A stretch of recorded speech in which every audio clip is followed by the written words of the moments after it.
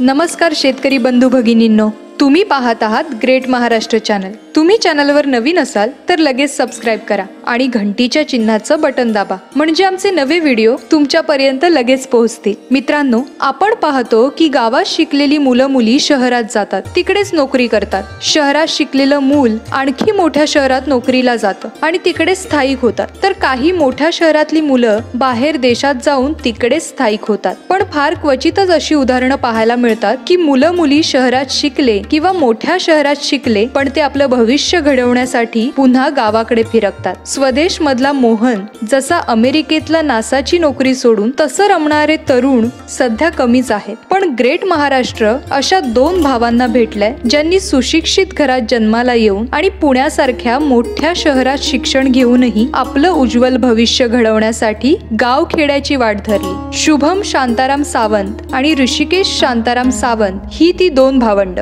त्यांच्या वडिलांच्या म्हणजे शांताराम सावंतांच्या मार्गदर्शनाखाली त्यांनी पहिली गोशाळा 2017 मध्ये सुरू केली। तेव्हा खिल्लार जातीच्या 2 देशी वंशाच्या गायींपासून त्यांनी सुरुवात केली आणि बघता बघता आता ही गोशाळा तब्बल 400 देशी वंशाच्या गोधनाने समृद्ध झालेली आहे। पुण्याच्या मावळ तालुक्यातल्या आढळ बुद्रुक ह्या गावात त्यांनी हे शक्य करून दाखवलंय। हा परिसर पाण्याच्या बाबतीत कम नशिबी आहे। इथे पाऊस चांगला नाही, पिण्याच्या पाण्यासाठीही 15 दिवस थांबावं लागतं। इथे कोणतीही दळणवळणाची सोय नव्हती की विजेची सोय नव्हती। अशा ठिकाणी काहीच होणं शक्य नाही असं त्यांना बऱ्याच जणांनी सांगितलं, पण एकदा जिद्द मनात असली की वाळवंटातही पाण्याचा झरा सापडतो। अगदी तसंच सावंत बंधूंनी ह्या कामाला जिद्दीने सुरुवात केली। स्वखर्चाने ज्या सोयी नव्हत्या त्या उपलब्ध करून घेतल्या आणि ह्या नापीक खडकाळ माळरान जमिनीवर त्यांनी घाम गाळला आणि आज त्यांच्याकडे खिल्लार, गीर, साहिवाल, कांकरेज, राठी, थारपारकर ह्या देशी जातींच्या तब्बल 400 गायी त्यांच्या गोशाळेत आहेत। त्यांच्या गोशाळेचं नाव आहे बाळकृष्ण गोशाळा। ह्या गोशाळेचं महत्व असं की इथे सध्या 400 पैकी 120 जनावरं भाकड आहेत आणि त्यातली काही म्हातारी जनावरं आहेत। ही जनावरं इतर लोक खाटकाला देतात किंवा मोकाट सोडून देतात, कारण त्यांचा दुधासाठी उपयोग नसतो। पण ह्या गोशाळेचं उद्दिष्ट असं आहे की जनावरं एकदा इथे आली की इथे त्यांची मरेपर्यंत काळजी घेतली जाणार। सध्या काही काळ जनावरं केवळ शेणखतासाठीच उपयोगी आहेत, तर काही भाकड काळात आहेत। तरीही त्यांच्या देखभालीसाठी इथे 12 कामगार राबत असतात। बाळकृष्ण गोशाळेत एकूण 17 कामगार आहेत। सावंत बंधूंना एका देशी गोशाळेत गेल्यावर आपणही मुक्या जनावरांसाठी, त्यातल्या त्यात देशी जनावरांसाठी काहीतरी करावं असं वाटलं। पूर्वी तब्बल 70 वेगवेगळे देशी गायांचे वंश आपल्याकडे होते, आता केवळ 30च शिल्लक राहिले आहेत। त्यांचं संगोपन करून नव्या पिढीत एक आदर्श त्यांनी निर्माण करायचं ठरवलं। खडकाळ नापीक जमीन असल्याने ते चाऱ्यासाठी मूर घास आणि हायड्रोपोनिक चारा ह्यावर पशूंचं पोषण करतात। त्यांच्या 140 गायी या दुग्धोत्पादनासाठी आहेत, ज्यातून महिन्याला 5 लाखांपर्यंत उत्पन्न त्यांना मिळतं। ह्या व्यतिरिक्त पंचगव्याचं उत्पादन देखील ते इथे करतात। गोमूत्रापासून अर्क, तूप, धूपकांडी, कॉस्मेटिक्स अशी वेगवेगळी उत्पादने ते इथे बनवतात। विशेष म्हणजे त्यांनी 10 दिवसात शेणखत बनवण्याचा एक प्रकल्प इथे विकसित केलाय। ह्या खताला प्रचंड मागणी इथल्या शेतकऱ्यांकडून आहे। 2 गायींचा गोठा तेही खडकाळ नापीक जमिनीवर सुरू करून 400 देशी वंशांच्या गायींची गोशाळा, शेणखताचा आणि पंचगव्याचा प्रकल्प, हे सगळं ह्या तरुण मुलांनी वयाच्या 30च्या आत आणि 3 वर्षात साध्य केलं। कसं केलं त्यांनी हे शक्य? खडकाळ जमिनीची आणि त्यांच्या खेड्याची निवड त्यांनी का केली? ह्या जमिनीत जनावरांसाठी पाण्याची व्यवस्था त्या जनावरांच्याच कृपेने कशी झाली? देशी वंशाच्या गायांना त्यांनी का निवडलं? ह्या सगळ्या गोठ्यांचं नियोजन ते कसं करतात? शहरातून खेड्याकडे यावं असं ह्यांना का वाटलं? पंचगव्याचं महत्व काय आहे? सेंद्रिय खताचं महत्व काय आहे? ह्या सगळ्या प्रश्नांची उत्तरे ह्या सावंत बंधूंकडून जाणून घेतलीये ग्रेट महाराष्ट्राच्या विठ्ठल पाटील यांनी। तर चला तर पाहूया सावंत बंधूंची मुलाखत।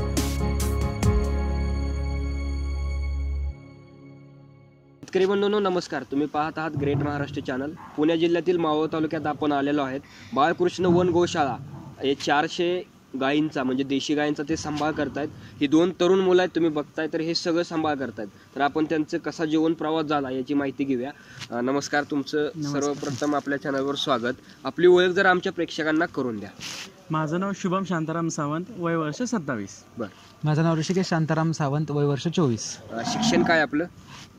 माझं BSc कॉम्प्युटर सायन्स झालंय आणि MT पंचगव्य सुद्धा केलंय मी. बरं. तुमचं काय? मी BA ग्रॅज्युएशन झालं.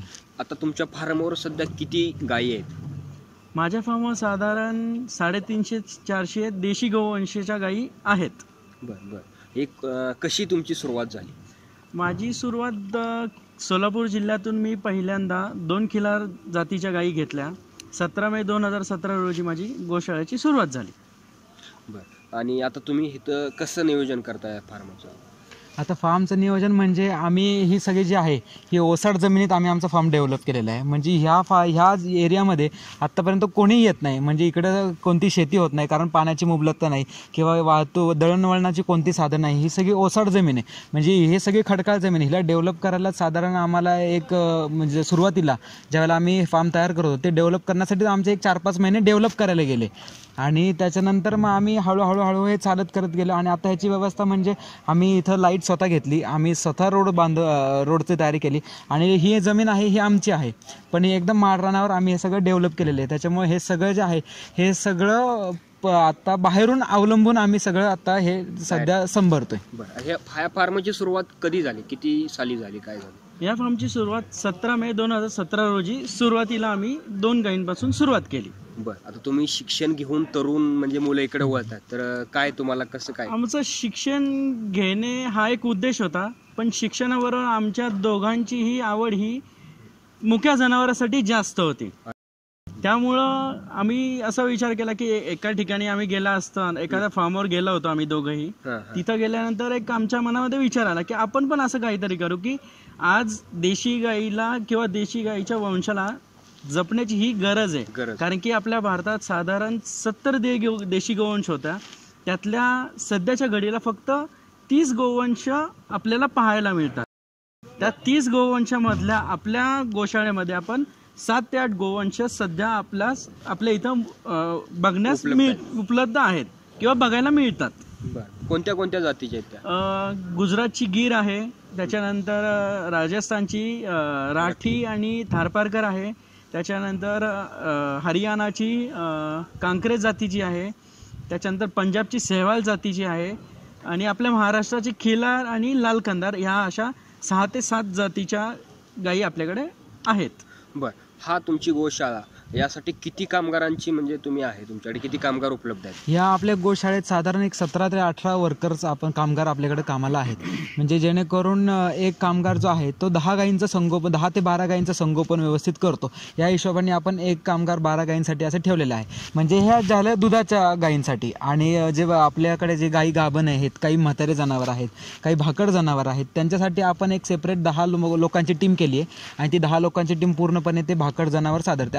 आपल्या गोशाळेमध्ये साधारण एक जवळजवळ 120 ते 150 जनावर ही भाकड आहेत. त्यातली जी म्हातारी जनावर आहेत म्हणजे ज्यांचा आता काय आपल्याला फक्त शेणासाठी उपयोग होतोय, अशी जनावर जवळजवळ आपल्याकडे एक 40 ते 50 अशी गायी आपल्याकडे आहेत की ज्यांचं आता दूध नाहीये किंवा त्या परत गाभण राहू शकत नाहीत. म्हणजे त्यांचं आयुष्यमान हे जवळजवळ संपत आलेले. तरी पण आपल्या गोठ्याचं वैशिष्ट्य असं आहे की आपल्या गोठ्यातून एकदा गायी आत आली की गायी आपल्या गोठ्यातून परत बाहेर जात नाही. त्या गायीचा शेवट आपल्या इथं होतो. अरे बापरे, खूप छान. तर शेतकरी बंधूंनो, बघितलं तुम्ही, जर आपल्याला एखाद्या गायीपासून जर सुरुवात झाली आणि त्या गायीला त्यांचा एक उद्देश असा आहे की त्या गायीला हितच सांभाळणे आणि हितच त्या गायीला मारणे, म्हणजे ती एक बघण्यासारखं आहे यांच्याकडे. म्हणजे बरेच लोक काय करतात की गायीचा वापर झाला की त्या गायीपासून आपल्याला काय फायदा नाही राहिला की ते खाटकाला वगैरे विकतात. तर तसं हे ते करत नाहीत. तर खूप चांगलं काम करताय तुम्ही. आणि तुम्हाला पुढला प्रश्न असा आहे की या जनावरांचं खाद्याचं नियोजन कसं असतं, चारा पाण्याचं नियोजन कसं असतं, विकतचं आहे का तुम्ही स्वतः तयार करताय? एक चाऱ्या पाण्याचं नियोजन म्हणलं तर आपल्याकडे मुरघास येतो. मुरघास त्याच्यानंतर आपल्याकडे मका असतो. मका आणि त्याच्यानंतर आपण हायड्रोपोनिक जे आज सध्याच्या घडीला हायटेक पद्धतीने की ग्रीन हाऊसमध्ये त्याचं प्रोडक्शन करून विदाऊट सॉईल, की जे गाईला प्रत्येक गोष्टीमधून मिळत नाही त्या गोष्टी त्याला ते हायड्रोपोनिकमधून प्रोटीन, विटॅमिन्स, ऑइल जे काही घटक गाईला आवश्यक असतात दूध तयार करण्यासाठी ते प्रत्येक घटक त्या हायड्रोपोनिकमधून किंवा मुरघासमधून मिळतात. म्हणून आपण नेहमीप्रमाणे जे बाकी शेतकरी बंधू चारतात की मुबलक स्वस्त आहे म्हणून ऊस चारतात, वाढे चारतात. अगदी की मी मनापासून सांगतो की ऊस आणि वाड्यापासून जो गाईला त्रास होतो तो त्रास होऊ नये म्हणून आपण हायटेक पद्धतीने गोशाळेवर चाऱ्याचं नियोजन करीत आहोत. बरं. आणि खुराकामध्ये काय असतं? खुराकामध्ये आपण गव्हाचा भरडा, मकाचा भरडा, परत सरकी पेंड, गोळी पेंड आणि आपण तूर चुन्नी, परत अजून आपलं गवार बी, हे अशा विविध प्रकारचे आपण वेगवेगळे घटक आपण गायींना खुराकामध्ये देतो, जेणेकरून की गायींना म्हणजे कमी खाद्यात गायीला खूप मिनरल्स किंवा पोटॅमिन्स मिळतील, असं या पद्धतीने आपण नियोजन केलेले आहे. म्हणजे गायींची तब्येत वगैरे कशी नीट राहील या हिशोबाने केले. बघितलं असेल एकही गायांची आम्ही बघितली तरी एकही गाय खराब नाही, किंवा जरी म्हाताऱ्या जरी गाय असल्या तरी ती सुद्धा सुदृढ आहे. आपल्याला त्याच्याकडे बघितल्यावर हे पण वाटणार नाही की या गायीचं आता वय संपत आलेलं आहे. तर खूप चांगल्या प्रकारे हे सांभाळ करत आहेत. आणि विशेष म्हणजे शेतकरी बंधूंनो, या भागात कुठेही पाण्याची उपलब्ध नाही. त्यानंतर हे सगळा भाग वसाड पडलेला आहे. त्यानंतर ह्या भागात म्हणजे सगळी जमीन आहे, खडकाळ आहे. तरी पण तुम्ही ह्या भागात कसं काय आला आणि इकडे तुम्हाला हे करू वाटलं आणि तुम्हाला हे सक्सेस होईल असं वाटलं होतं का सुरुवातीला? सुरुवातीला हे आमचं मूळ गाव आहे आडले बुद्रुक. ह्या गावी आमची स्वतःची पडीक जमीन होती. ती पडीक ठेवण्यापेक्षा की तिथं कुठलंही पीक आपण घेऊ शकत नव्हतं. ती पडीक असल्यामुळे आपण त्या ठिकाणी गोशाळा निर्माण करण्याचा विचार केला की सुरुवातीला आपण एक 10 गायी सांभाळून बघूयात. पण 10 गायींच्या आज माझ्याकडे 400 गायी झाल्यात. की माझा असा विचार नव्हता की आपल्याला दुधाचा व्यवसाय करायचा आहे म्हणून 400 गायी करायच्यात. एक सांभाळ करायचा होता की इथल्या माझ्या शेतकरी बंधूंना इथे देशी गाई कशी सांभाळू शकतो. की सध्याच्या घडीला प्रत्येक शेतकरी हा बाहेरच्या ब्रीड म्हणजे जर्सी, होस्टेन या गायींच्या मागे जास्त प्रमाणात धावत आहे. की कारण की त्या गायी जास्त दूध देतात. पण या गायींचं महत्व हे प्रत्येकाला कळावं की सध्याच्या पिढीला या देशी गायीची किती आवश्यकता आहे हे पटवून देण्यासाठी आम्ही दोघांनी भावांनी मिळून हा प्रोजेक्ट उभा केलेला. मुळात एक उद्दिष्ट आमचं असं होतं की लोकांना असं करून दाखवायचं की लोक खेडं सोडून कमवण्यासाठी शहराकडे जातात.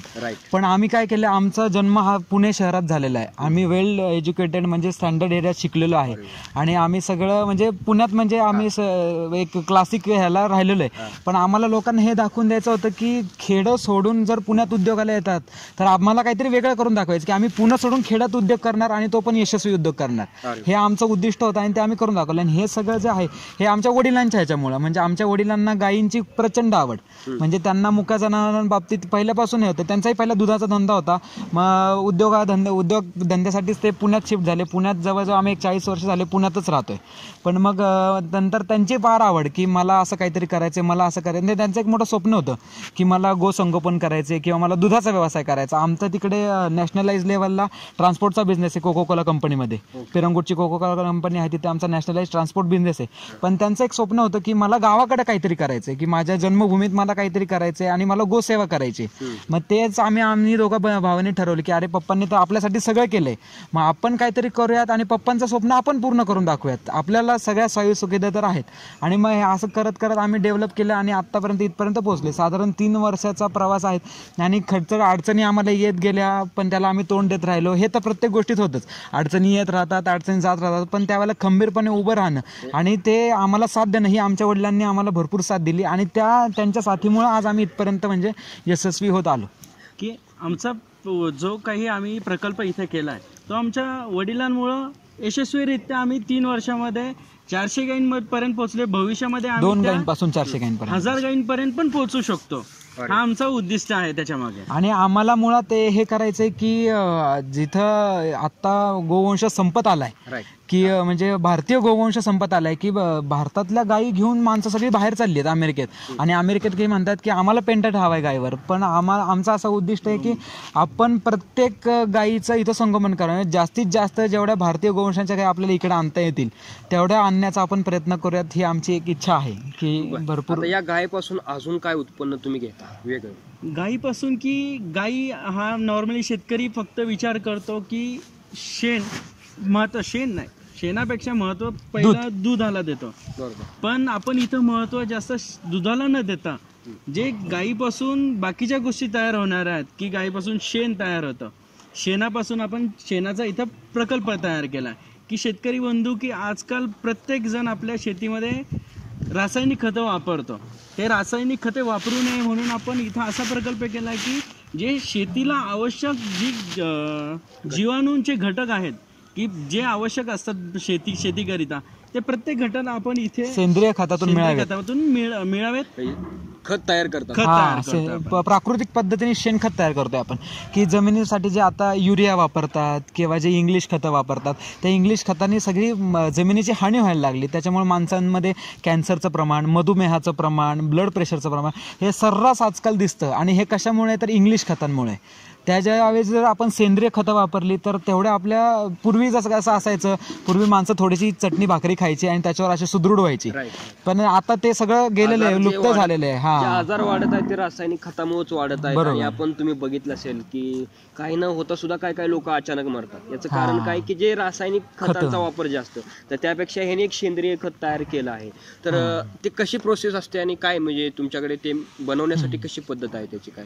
की आपण डिवॉटरिंग प्लांट घेतला आहे, की डिवॉटरिंग प्लांट इथं आपण बसवला आहे, की गाईचं शेण आपण ओलं शेण घेतल्यानंतर विदिन सेकंड ते गाईचं शेण ड्राय फॉर्म मध्ये होतं. ड्राय फॉर्म असं कुठलंही आता अवेलेबल नाही आपल्या आसपास, की गाईचं किंवा कुठल्याही जनावराचं शेण घेतल्यानंतर ते आपल्याला लगेच पुढच्या 10 ते 15 मिनिटांमध्ये सुकवलं मिळतं. ते सुकवल्यानंतर आपण त्याचे बेड लावले जातात.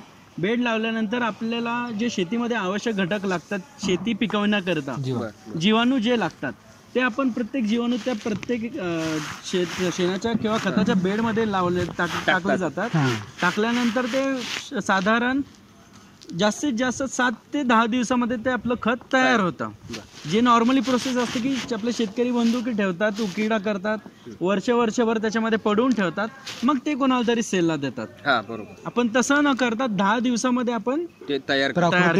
प्राकृतिक. त्याचा काय दर असतो, रेट काय आपण आपल्या गोशाळ्यात साधारण ते 15 रुपये किलोने मार्केटमध्ये विकतोय सध्या. ते एवढं महाग का असं जर तुम्ही विचार करताय, पण ते महाग म्हणजे आपण ते डेव्हलप करण्यासाठी, म्हणजे ते जीवाणू तयार करण्यासाठी त्यात आपण बेसन पीठ म्हणजे बेसन म्हणजे जीवामृत जे आता सगळीकडे निघाले, ते जीवामृतचा आपण वापर करतो. म्हणजे बेसन, काळा गूळ, त्याच्यात गोमूत्र, ताक आणि विशिष्ट प्रकारचे बॅक्टेरिया म्हणजे ते आपण त्यात घालतोय. म्हणजे जे आपल्याला ह्युमिक ऍसिड लागतं, परत कॅल्शियम लागतं, विटॅमिन लागतात, मिनरल्स लागतात, हे सगळे मिनरल्स आपण त्या जीवामृतमध्ये टाकतो आणि ते जीवामृत आपण त्या अख्ख्या ह्याच्यावर स्प्रे करतो.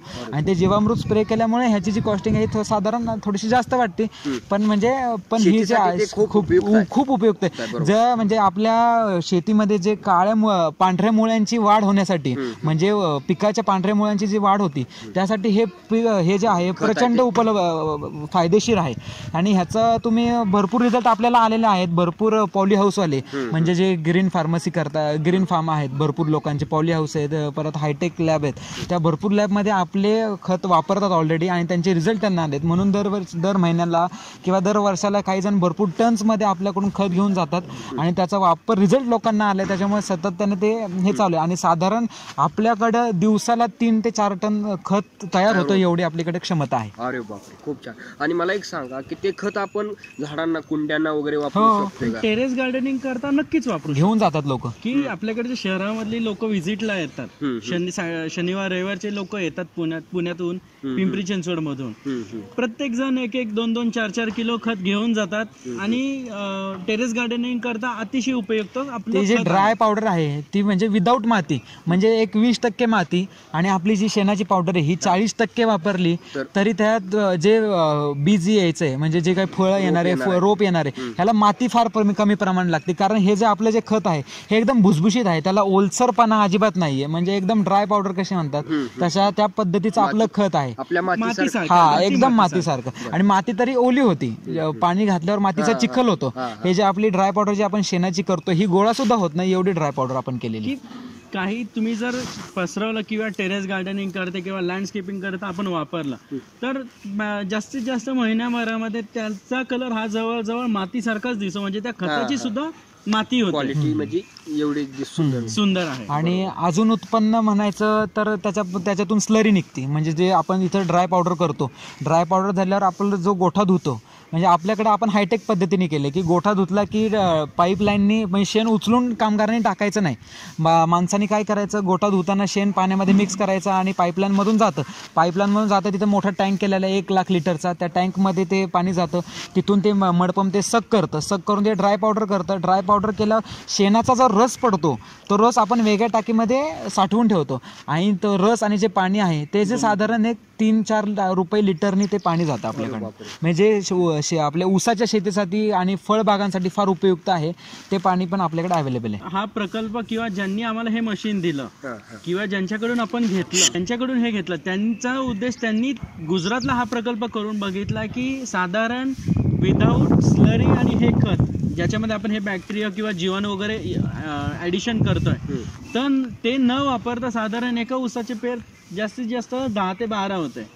आणि हे स्लरी आणि जे काही खत आपण याच्यापासून तयार केले ते टाकल्यानंतर साधारण त्याच ऊसाची एक पेर हे साधारण 20 ते 22 वर गेलंय. म्हणजे साधारण ऊसाची उंची ही साधारण 18 ते 20 फुटापर्यंत वाढलेली असं रिझल्ट आपल्याकडे. जी शेतकरी बंधूंनो, ह्यांचं जर खत आपण वापरलं म्हणजे शेतीमध्ये तर उत्पन्न 100% वाढते. कारण आम्ही त्यानंतर बघितलं की देशी गायशिवाय इथं एकही दुसऱ्या कोणत्याही गायीचा सांभाळ केला जात नाही किंवा ह्यांच्या म्हणजे आपण जर दुसरे बघितलं तर हे कोणत्याही दुसऱ्या प्राण्यांचा हे वापर करत नाही, दुसऱ्या जनावर कुठं इथं नाही आहे. कारण आम्ही ते बघितले. आणि दुसरी गोष्ट असं आहे की हे सगळं सांभाळण्यासाठी तुम्ही इथं राहता का, म्हणजे येऊन जाऊन कसं करता, नियोजन कसं करता? नाही, आमच्यापैकी एक भाऊ म्हणजे आम्ही दोघांपैकी एक भाऊ इथं मुक्कामी असतो कंटिन्यू.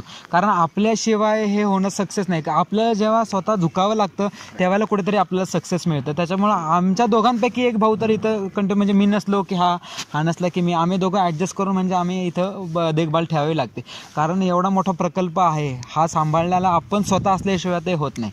आता तुम्ही मला हे सांगितलं की या खतांचा उपयोग म्हणजे गायच्या शेणाचा खाता, तर आता हे दुधाचं काय करता तुम्ही? दूध पण निघत असणार. हो, दूध आपलं साधारण आपल्या गायी, आपल्याकडे 140 दुधाच्या गायी आहेत. त्या 140 गायींपासून आपल्याला डेली 600 ते 700 लिटर दूध प्रोडक्शन होतं. बरं. 600 ते 700 लिटर दूध आपण पूर्णपणे पिंपरी चिंचवड आणि पुण्यामध्ये डिस्ट्रीब्यूट करतो. 500 लिटर आपलं दूध बाहेर जातं आणि डेली आपण 100 लिटर दुधाचं तूप करतो. 100 ते 150 लिटर दुधाचं आपण तूप करतो डेली. त्या दुधाला काय दर काय मिळतो? आपल्याकडून 60 रुपयाला ते दूध जात आहे सध्याच्या घडीला, की आपण होलसेल भावामध्ये देतो. 1 कट्टा देतो त्याच्यामुळे. हा, तसं जर दिलं तर ते 80 ते 100 रुपयापर्यंत या देशी गाईच्या दुधाला भाव मिळतो किंवा मागणी मार्केटमध्ये आहे तशी. बरं. आणि तुम्ही या म्हणजे गोशाळेमध्ये औषधं पण तयार करताय, त्याविषयी काय सांगू शकता? की आपण देशी गाई किंवा गाई पाळतो, गाई फक्त दुधाकरता न पाळता आपण त्याच्यापासून गोमूत्र मिळतं, दूध मिळतं, दुधापासून आपण त्याचं दही करतो, दह्यापासून तूप करतो. गाईच्या या 5 गव्यापासून आपण कुठल्याही म्हणजे अतिशय गंभीर आजारावरती, कॅन्सर सारख्या दुर्गम आजारावरती पण आपण याच्यावर इथं औषध तयार करतो.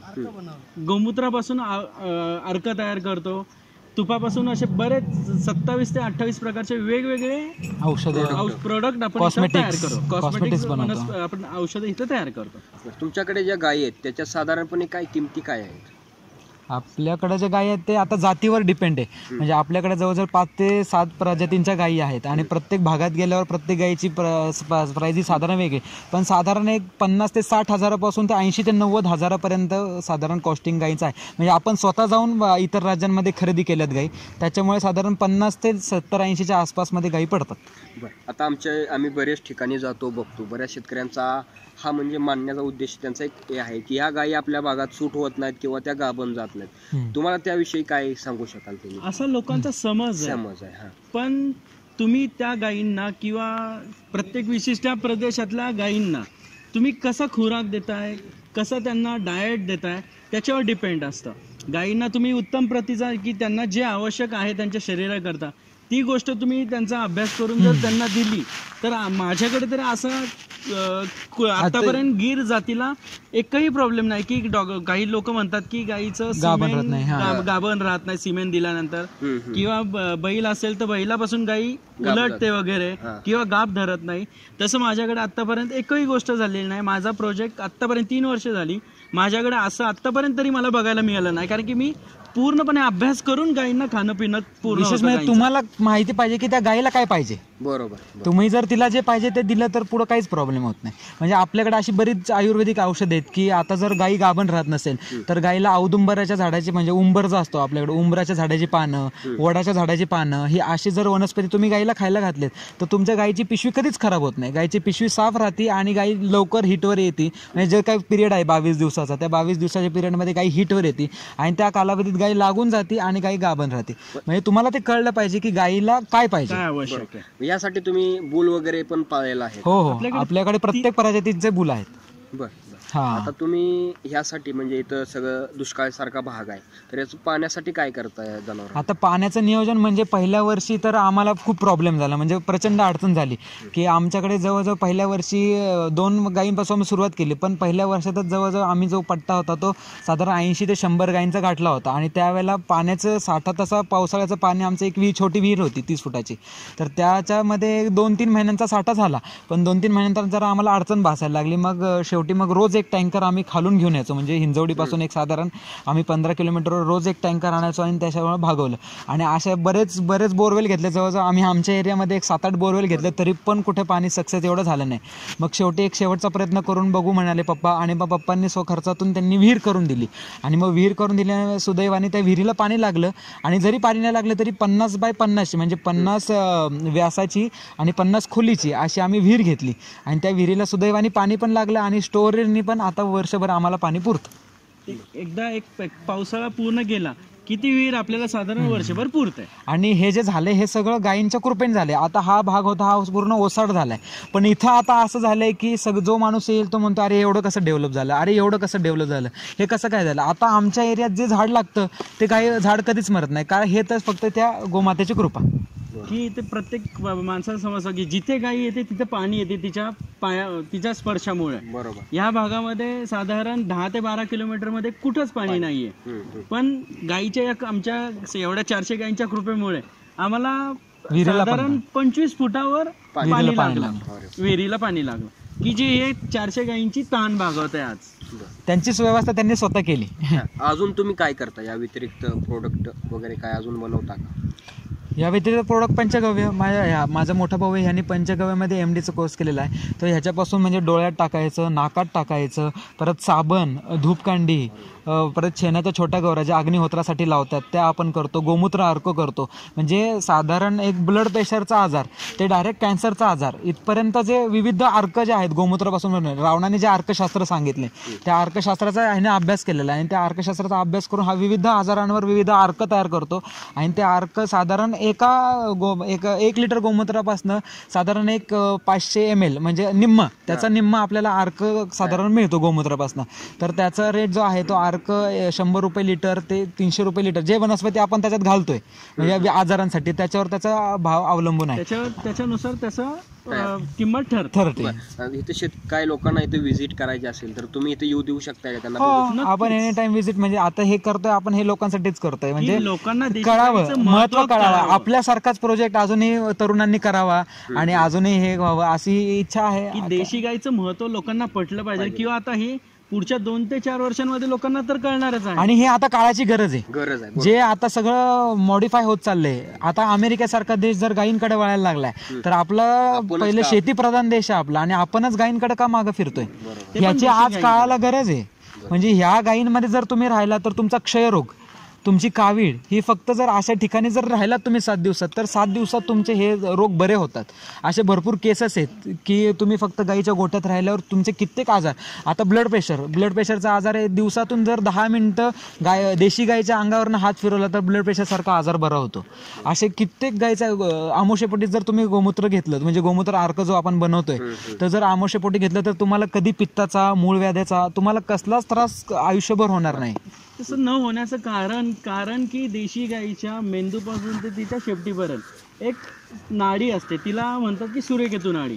ती गायींना आपण मोकळं का सोडावं, की गायीकडे एक अशी विशिष्ट शक्ती आहे की गाई, आपण म्हणतो गाईचं दूध पिवळसर का दिसतं, की गाईला सूर्याच्या प्रकाशामध्ये सोडल्यानंतर गाई सूर्यापासून आणि चंद्रापासून जे मिळणारे रेडिएशन आहेत ते रेडिएशन त्या नाडीद्वारे कॅच करून ते तिच्या 5 गव्यांमध्ये उतरवते. हे जे तुम्ही शेड बांधलं आहे त्यासाठी किती खर्च आला आणि एकदम बांधलंय की थोडं थोडं बांधत बांधलं? नाही, आपण थोडं थोडं बांधत गेलो. म्हणजे पहिला हे जे आपलं हे दुग्ध व्यवसाय जे बघितलं, दुधाच्या गायींचं बघितलं, पहिले ते शेड केलं, चाऱ्याचं गोडाऊन, असं आपण टप्प्याटप्प्याने वाढवत गेलो. जशी गायींची क्षमता वाढत गेली तसं आपण त्यांची व्यवस्था वाढवत गेलो. की आपल्या सुरुवातीला 2 गायी होत्या, 2 गायींपुरती छोटंसं शेड होतं. त्याच्यानंतर 10 गायी झाल्या. 10 गायींकरता आपण व्हिडिओमध्ये बघितल्याप्रमाणे देशी गायीचा जो एक सेक्शन आहे तेवढा सेक्शन आपण सुरुवातीला केला होता. पण जशी त्यांच्यातून उत्पन्न येत गेलं आणि गायींपासून उत्पन्न येत गेलं, तुम्ही जसं यशस्वी होत गेला तसं हे सगळं वाढत गेलं. बरं, आता यातून तुम्हाला एक शेवटचा प्रश्न असा आहे की यातून किती तुम्हाला उत्पन्न मिळतं आणि ह्या व्यवसायाविषयी तरुणांना तुम्ही काय सांगाल? आता यातून उत्पन्न म्हणायचं गेलं तर मोजावं लागेल, एवढं उत्पन्न म्हणजे यातून मिळतं. आपण करू तेवढं थोड्या प्रमाणात होतं की फक्त दुधाचं धरलं की फक्त दुधाकडे न बघता गायीच्या गव्यापासून आपण काय करू शकतो, की गायीच्या शेणापासून आपण खत तयार करू शकतो, गोमूत्रापासून विविध औषधे तयार करू शकतो. असे गायीचे बरेच गट आपण असे इन्व्हेस्टमेंट किंवा जे नवीन आपल्याला की मार्केटमध्ये जाऊन आपण त्याच्यावर काहीतरी पैसे कमवू शकतो, उत्पन्न त्यापासून मिळू शकतं. म्हणजे गायीचा एकही घटक असा नाही की जो वाया जातो. अगदी गायी गेल्यानंतर सुद्धा गायीला ती आपण जिथं गाडतो त्याच्यानंतर 3 वर्षांनी पण तिथून एवढी महाग वस्तू निघती की जी आता बाजारात कुठेच मिळत नाही. म्हणजे गायी गेल्यानंतर पण 3 वर्षांनी आपल्याला फायदा करून देते. 3 ते 4 वर्षांमध्ये त्या गायीचं गेलेल्याचा किंवा तिच्या अस्थींचं खत तयार होतं. आणि ते खत एवढा महाग जातं, उत्तम प्रतीचं असतं, एकदम उत्तम प्रतीचं. तरी पण कितीतरी अंदाजे पैशामध्ये तुम्ही आमच्या शेतकऱ्यांना किंवा आमचे जे बघतात त्यांना सांगू शकाल? माझ्या गोशाळेमध्ये ते सगळं सांभाळून साधारण मला तरी आता सध्याच्या घडीला 4.5 ते 5 लाख रुपये हा महिन्याला उत्पन्न खर्च जमा जाऊन प्रॉफिट होतो. तर मित्रांनो, कसं आहे की तरुण हल्ली शहराकडे वळतोय आणि हे 2 तरुण आहेत ते गावाकडे वळून आपला एक मोठा चांगला बिझनेस तयार करून एक गोशाळा उभारून त्यातून 4 ते 5 लाख रुपये तुम्ही उत्पन्न मिळवत आहे. तर ही एक अभिमानाची गोष्ट आहे. तर तुम्हाला भेटून आम्हाला खरंच खूप चांगलं वाटलं. आणि एक तुम्हाला सांगतो, म्हणजे आम्ही हे कोणामुळे करू शकलो किंवा आम्हाला हे करण्यासाठी म्हणजे पाठबळ कोणी दिलं, हे म्हणजे आमचे पप्पा, म्हणजे आमचे वडील. त्यांना 1-2 मिनिटं तुम्हाला भेटून देतो, त्यांच्याशी तुम्ही भेटून घ्या. जे आता हे यशस्वी आहेत यामागे यांचं वडील यांच्या पाठीमाग आहेत. तर आपण नमस्कार सर. नमस्कार. तुमची ओळख आणि एकदा हे सांगा, ओळख करून द्या मला. माझी ओळख म्हटलं तर मी प्रॉपर ह्या गावामधलाच आहे, पण मी शिक्षणानिमित्त आणि व्यवसाय करायचा म्हणून मी पुणे शहरामध्ये गेलो. आणि पुणे शहरामध्ये गेल्यानंतर मी 15-20 वर्ष माझा ट्रान्सपोर्टचा व्यवसाय केला आणि तो माझा आजतागायत चालू आहे. पण मोठा मुलगा हॉस्टेलला होता आणि हॉस्टेल संपल्यानंतर तो मिलिटरी स्कूलमध्ये होता.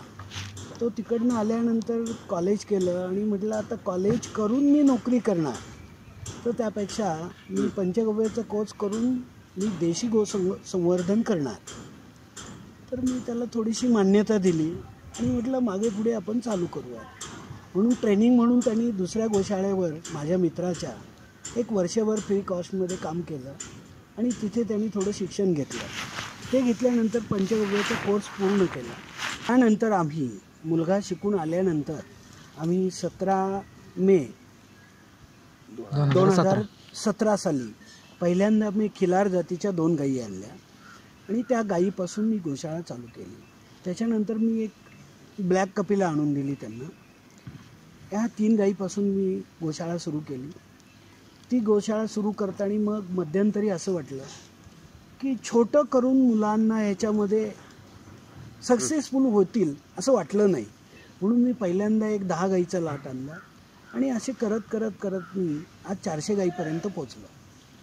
हे करताना मी असा गाईंचा पिरियड ठेवला होता की पहिले 4 महिने गाईंनी दूध दिल्यानंतर दुधाची क्वांटिटी की कंटिन्यू टिकून राहावी म्हणून पहिल्यांदा एक 70 लिटर माझ्याकडे दूध झालं दोन्ही वेळेचं. त्याच्यानंतर माझ्याकडे दुधाला मागणी वाढत गेली. देशी गाईचं दूध लोकांनी का वापरावं हे लोकांना समजायला लागलं. त्याच्यानंतर धीरे धीरे थोडं थोडं करत करत आम्ही गाई वाढवत गेलो. तशी आमच्या दुधाला मागणी झाली. मुलाचे प्रॉडक्ट सुरू झाले. नश्य, नेत्र, सगळ्या प्रकारचे अर्क आणि तूप हे अगदी चुलीवरनं तूप करायचं आणि ते रवीनी हटायचं पारंपरिक पद्धतीने अगदी त्यांनी तूप करायला सुरुवात केली. त्या तुपाला आम्हाला 1800 रुपयापासून 2500 रुपयापर्यंत रेट मिळू लागला. 1 किलो तुपाला किती लिटर दूध लागतं हे मी मुलांना शोधायला लावल्यानंतर त्यांनी पहिल्यांदा 26-27 लिटर दूध लागत होतं 1 किलो तूप बनण्यासाठी. तेच गाईचं खाद्य आम्ही चांगल्या प्रमाणात देऊ लागलो. त्यामुळं गाईच्या दुधात SNF वाढला, फॅट वाढली आणि त्याच तुपासाठी आम्हाला फक्त आत्ता 21 ते 22 लिटर दूध लागतं. कारण आमच्या गीर गाईच्या दुधाची फॅट ही खाद्यामुळं तिला दिलेलं जे डाईट आहे हायटेक पद्धतीने चारा दिला आपण तो दिल्यामुळं गाईची फॅट आणि SNF वाढले. त्याच्यामुळं 1 किलो तूप तयार करण्यासाठी त्यांना फक्त 20 ते 22 लिटर दूध लागायला लागलं. मग त्याच्यामुळं प्रगती वाढायला लागली. मग आम्ही दुधावर कॉन्ट्रॅक्ट करून आम्ही गाई वाढवल्या. वाढता वाढता माझ्याकडे मग मी गाई विकल्या नाही, भाकड गाईसुद्धा सांभाळल्या. आज जर शेतकऱ्यांनी किंवा तरुण मुलांनी जर हे केलं तर त्याच्यामध्ये गाई कधीही विकू नये. बरोबर. हे ध्येय पहिलं ठेवावं. कारण का ज्या वेळेला तुम्ही 50 पासून 80 हजारापर्यंतची गाई खरेदी करता, ती दूध देते तोपर्यंत तुम्ही तिला सांभाळता. म्हणजे फक्त तुम्ही व्यवसाय म्हणून तिच्याकडे पाहिलं जातं. ते न करता ती भाकड झाल्यानंतर सुद्धा तिला सांभाळलं तर ती एका वेळेला तुम्हाला तर लोकांचं मत, शेतकऱ्यांचं, तरुणांचं, उद्योजकांचं मत हे आलं की ती दूध देत नाही म्हणजे तिला सांभाळायची नाही.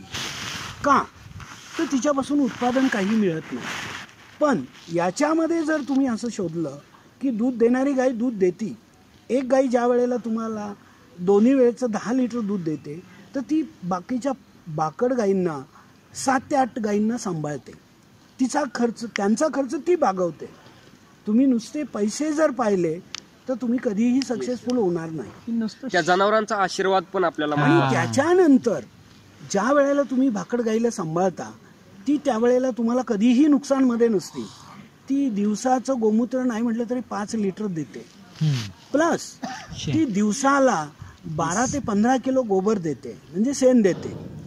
याचं जर तुम्ही सेंद्रिय खत विघटन करून सेंद्रिय खत बनवलं तर त्या खतापासून तुम्हाला एका गाईपासून 200 रुपये रोज मिळतात. गाई तुमचं नुकसान कधीच करत म्हणजे जरी ती शेवट जरी झाला तिचा. ती भाकड गाई का सांभाळावी? परत ती बुल्स कडून लागू झाल्यानंतर, गाभण राहिल्यानंतर पुढच्या वेळेला ती गाय तुम्हाला व्यालेली असते, परत ती 10 लिटर दूध द्यायला तयार होते.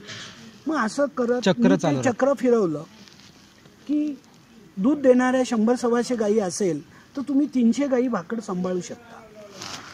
तर माणूस पहिलं गोसंवर्धन करताना प्रत्येकाला ही आशा असते आणि ही भीती पण वाटते की आपण फक्त दुधाची गाई सांभाळायची. हे सर्वात चुकीचं आहे. म्हणजे गोसंवर्धन करताना दुधाकडे बघू नका, फक्त दुधाकडे पाहू नका. कारण उत्पादन हे फक्त दूध नाहीये. उत्पादन हे दूध नाहीये. म्हातारी जरी झाली तरी ती आपल्याकडे असायला हवी. आणि म्हातारी झाल्यानंतर सुद्धा ती शेण आणि गोमूत्र हे शेवटपर्यंत देत राहते, अगदी तिच्या शेवटच्या श्वासापर्यंत देत राहते. एक गाई एका शेतकऱ्याने जर पाळली तर त्याची 10 एकर शेती सुद्धा ती गाई सांभाळू शकते. हा शेतकऱ्यांना कधी समजतं? तिच्या गोमूत्रापासून, पंचगव्यापासून तुम्ही जीवामृत तयार करू शकता. आणि हे जीवामृत तुम्ही केल्यानंतर एक गाईचं तुम्हाला रोजचं 5 लिटर गोमूत्र मिळत असेल, 15 किलो गोबर मिळत असेल तर महिन्याचा ॲव्हरेज जर तुम्ही काढला तर 150 लिटर ती गोमूत्र देते. उत्पन्न नक्कीच गाय देते. कमीत कमी जी गाय आहे तिचं जरी चारा खर्चाचं तरी ते देतेच. बरोबर स्वतःच्या 500 ते 1000 किलो पर्यंत ती गोबर करते. याचं तुम्ही कंपोस्ट करून सेंद्रिय खत बनवलं तर तुमची 1 एकर शेती एक गाई सांभाळते. हा शेतकऱ्यांना खूप फायदा आहे. पण ती देशी गाई, देशी गाई पाहिजे. जर्सी, होस्टेन याच्या बाहेरच्या ब्रीड नाही. विदेशी गाय हे फक्त दुधाचं उत्पादन आहे. देशी गाय तुम्हाला कधीही 15-20 लिटर दूध देणार नाही. आणि ज्या वेळेला तुम्ही गाई खरेदी करता तुम्ही म्हणणार की मला प्युअर जातीची गाय पाहिजे, तर प्युअर जातीची गाय मी सुद्धा विकणार नाही आणि मलाही कोणी विकणार नाही.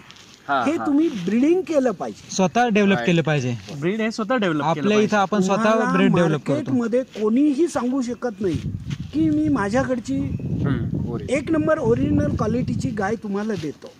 सगळीकडे फसवलं जातं. पण तुम्ही 80% जी गिर गाय आणाल त्याच्यावर चांगलं ब्रीडिंग कराल, बुल तेवढा तुमच्याकडे सक्सेसफुली 100% गिर गाय तयार होऊ शकते. आणि असं करत करत मी सगळ्या 6 प्रकारच्या देशी गायी जमा केल्या. आणि त्याच्यापासून मी आत्ता 3 वर्ष मी युट्यूबला व्हिडिओ कॉलिंगला बिलकुल मार्केटिंग कुठंच नाही केलं. पहिला आपल्याला ऑब्झर्व करायचं होतं. कारण एकच की तुम्ही जर 3 वर्षापर्यंत गोशाळा केल्यावर सक्सेसफुली होता की नाही हे लक्षात येत नाही. जोपर्यंत तुम्हाला 3 वर्षात तुम्ही असे सक्सेसफुली व्हाल की तुमच्याकडं प्रत्येक महिन्याला 4 ते 5 गायी व्याल्या पाहिजेत. कारण का ज्या वेळेला तुम्ही भाकड गायी सांभाळणार त्या प्रत्येक महिन्याला बुल्सकडनं लागवड होत जाणार. त्याच्यानंतर ती प्रत्येक महिन्याला तुम्ही 5 ते 6 गायी गाभण करत राहिल्या. ही जर सायकल जर चालू ठेवली तर ते प्रॉफिट. 3 वर्षात नक्की सक्सेसफुल. आज माझ्याकडे 800 लिटर दूध आहे, 700 ते 800 लिटर दूध आहे. हे कशामुळे आहे, मी 7-7, 8-8 महिने गायी जरी खरेदी नाही केल्या तर माझ्याकडची गायी व्याल्यानंतर 5 ते 6 महिन्यात लागवड करतो मी. आणि ती लागवड केल्यानंतर पुढचे 4 महिने दूध देते. त्याच्यानंतर ती गाभण कालावधी तिचा 6 महिन्याचा झालेला असतो. ड्राय पिरियड फक्त 3 महिने सांभाळायची की परत ती दुधाला चालू होते. या सर्कलनुसार मी माझ्या शेडमध्ये त्यांची ठेवण दुधाची गायी विभागणीवार करून ठेवल्या. 6 महिन्याची गाभण गाई वेगळ्या रॅकमध्ये, 8 महिन्याचे ते वेळीपर्यंत वेगळ्या रॅकमध्ये, आणि ताजी गाय दूध देणारी वेगळ्या रॅकमध्ये. आणि गाभण गाईचा कालावधी तसाही रॅकमध्ये केलेला आहे. आणि रोज गाईला मुक्त संचारसाठी 2 ते 2.5 तास सोडलं जातं. रोज सकाळी 8 ते 10 कोवळ्या उन्हात गाई अशा पद्धतीने आपण त्यांना तुम्ही पाठीमागे बघतच आहात. आणि त्या मी मुक्त संचार का ठेवला तर हे तुम्ही माझ्या शेडमध्ये पाहत आहात. बरोबर. आणि याच्यापासून एकच अनुभव असा आहे की नुसते पैशासाठी गोशाळा, अनुदानावर गोशाळा चालवणं हे माझ्या तरी बुद्धीला पटत नव्हतं. म्हणून मी स्वखर्चाने आणि स्वतः मुलांना प्रोत्साहन, मुलांनी तेवढा आधार दिला, त्यांनी तेवढं पाहिलं, म्हणून मी ही गोशाळा आज 3 वर्षापर्यंत चालवू शकलो. आणि आत्ता मनाचा खंबीर निर्णय असा झाला की आपण 100 गाई दूध देत असेल तर 300 गायींना पोटभर सांभाळू शकतो, त्यांना पोटभर खाद्य देऊ शकतो. का पहिले 3 वर्षापर्यंत स्वतः पैसे टाकू शकत होते. पण आत्ता त्या गाई त्यांचं बघून मलाही उत्पादन करतो. त्यामुळं मी गोशाळा चालवण्यामध्ये आज माझी मुलं आणि यशस्वी आहे. तसंच शेतकऱ्यांनी, तरुणांनी गोसंवर्धन करावं. पण एक 10 गाई केले आणि गोशाळा बंद केली, हे बरेचसे अनुभव आहेत. पण तसं न करता मी फक्त अभ्यास करून त्या ट्रॅकनी केलं. मी आता प्रत्येक महिन्याला माझ्याकडे 5 ते 6 गाई व्यायला असतात, 5 ते 6 गाई भाकड झालेल्या असतात.